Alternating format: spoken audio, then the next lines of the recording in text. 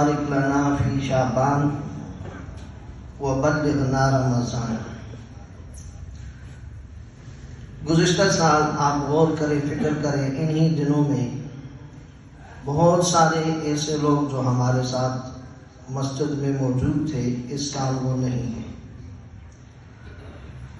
میری نظروں کے سامنے آج بھی ان کے چہرے بھی موجود ہیں۔ بہت سارے ایسے ہوں گے جو مائیں تھی، بہنیں تھی، بیٹیاں تھی، وہ تو مسجد میں نہیں تھی لیکن گھر ان سے بھی خالی ہے۔ بہت سارے ایسے ہیں۔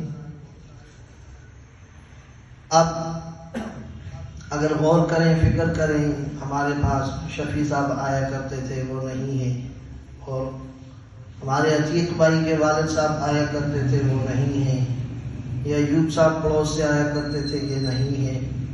تو اس طرح کئی لوگ ایسے ہیں جو ہمارے ساتھ صف میں کھڑا ہوا کرتے تھے لیکن اس سال نہیں ہے۔ جانا ہے، ہر انسان نے مرنا ہے، اس دنیا سے جانا ہے۔ جو بھی آیا ہے بس اس کا کام ہے تیاری کرے کہ میں نے جانا ہے۔ مثال کے طور ہم سفر پہ نکل گئے، کسی کے گھر میں چلے گئے، کسی وطن میں، کسی علاقے میں، کسی کے پاس بھی گئے، وہاں ٹھہرنے کے لیے ہم نہیں جاتے، جاتے ہی ہماری یہ گفتگو ہوتی ہے میں نے واپس جانا ہے، میں نے واپس جانا ہے۔ تو اس دنیا میں ہم آئے ہیں تو ہم نے واپس جانا ہے۔ کبھی آپ نے غور کیا ہے کہ یہ جانور ہیں، یہ بھی اللہ کی مخلوق ہے۔ ہم کہتے ہیں نا انسان اشرف المخلوقات ہے۔ گدھے کو کسی نے اشرف المخلوقات نہیں کہا، گھوڑے کو کسی نے اشرف المخلوقات نہیں کہا، گائے بھینس بیل کو کسی نے اشرف المخلوقات نہیں کہا۔ تو کبھی اس بات پہ غور کیا ہے، فکر کیا ہے سائنسی طور پہ کہ یہ اشرف المخلوقات جو ایک اپنی روزی کا ایک نوالا اٹھا کے منہ میں ڈالتا ہے، کتنی اس کے پیچھے مشکلات ہوتی ہیں، کتنی مشکلات۔ کھیت والا زمیندار کتنی محنت کرتا ہے، پھر کتنا خرچہ کرتا ہے، پانی کے لحاظ سے، پیسے کے لحاظ سے، جان کے لحاظ سے، مال کے لحاظ سے، وقت کے لحاظ سے، دن رات کے لحاظ سے، پانی بارش کے لحاظ سے، دھوپ کے لحاظ سے دیکھیں تو کتنی محنت ہوتی ہے۔ پھر کہاں سے مارکیٹ میں محنت سے جاتا ہے، پھر کہاں چکیوں میں محنت سے جاتا ہے، پھر وہاں پستا ہے، پھر ہم کتنی مشکل سے وہ آٹا خریدتے ہیں، کتنی مشکل سے گھر میں اس سے روٹی بنتی ہے، کتنی مشکل سے وہ پکتی ہے، کتنی مشکل سے پھر ہم توڑ کے اس کو منہ میں ڈال کے کتنا چباتے ہیں، پھر جا کے ہمارا پیٹ بھرتا ہے۔ اس ایک لقمے پہ کتنی محنت ہے، کتنی تکلیف ہے، کتنی مشقت ہے۔ دوسری طرف جانور کو لیتے ہیں، گائے لیتے ہیں، بیل کو لیتے ہیں، گدھے کو، گھوڑے کو لیتے ہیں۔ کبھی اس کو آپ نے دیکھا ہے کہ اس نے جو نوالا منہ میں ڈالا ہے اس کو مشقت اٹھانی پڑی ہو؟ جہاں بھی اس کو ملتا ہے منہ مار کے کھا لیتا ہے۔ پانی ایک گلاس پینے کے پیچھے ہم کتنی مشقت اٹھاتے ہیں، کہاں سے آیا ہے، کس کنویں سے آیا ہے، بور کا پانی ہے، فلٹر کا پانی ہے، صاف پانی ہے، گندا پانی نہیں ہے، حرام نہیں ہے، یہ نہیں ہے وہ، پھر اس کے بعد ایک گلاس پانی پی کے اپنی پیاس بجھاتے ہیں۔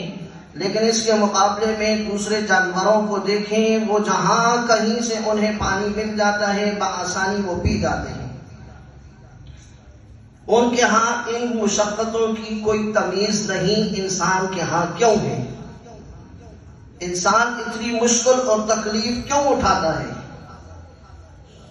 اب دوسری طرف ہے، میں کسی کے گھر مہمان جاتا ہوں، وہاں کھانے میں میرے لیے مشکلات ہوتی ہیں، شرم ہوتی ہے، جھجک ہوتی ہے، میں لقمہ بڑی تھوڑی سوچ سمجھ کے کھاتا ہوں، کیوں گھر کسی اور کا گھر ہے، لیکن وہی گھر والے آسانی سے کھاتے ہیں۔ تو یہ دنیا میرا اور آپ کا گھر نہیں ہے، یہ سائنسی طور سے دیکھا جائے یہ میرا اور آپ کا سیارہ نہیں ہے۔ میرا اور آپ کا جو گھر ہے وہ جنت ہے.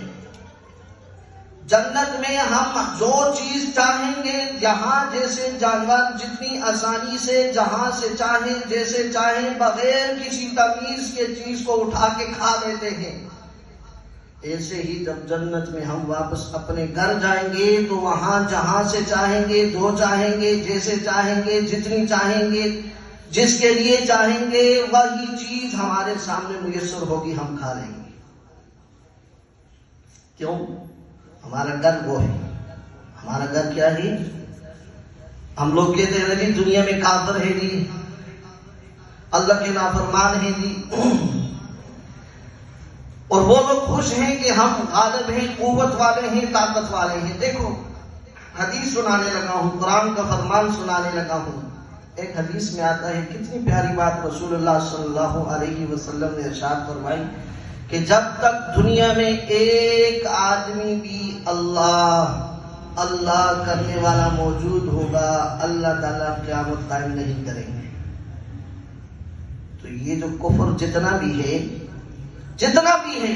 جس لحاظ سے بھی ہے، یہ میری اور آپ کے مرہون منت ہے، یا ہمارے صدقے سے گویا کہ جی رہا ہے. جب ہم نہیں ہوں گے، اللہ ایک منٹ کے لیے انہیں اس دنیا میں نہیں رکھے گا، نیست و نابود کر کے رکھ دے گا. دوسری یہ تو دنیا کی حالت ہے، اور جب کل قیامت کا دن ہوگا، اللہ اکبر، اللہ اپنے مومن بندے کو بڑا مقام دیتے ہیں. مومن چاہے بس غور کرے، فکر کرے، اپنا مقام خود پہچان لے کہ اللہ کے ہاں میرا کتنا بڑا مقام ہے.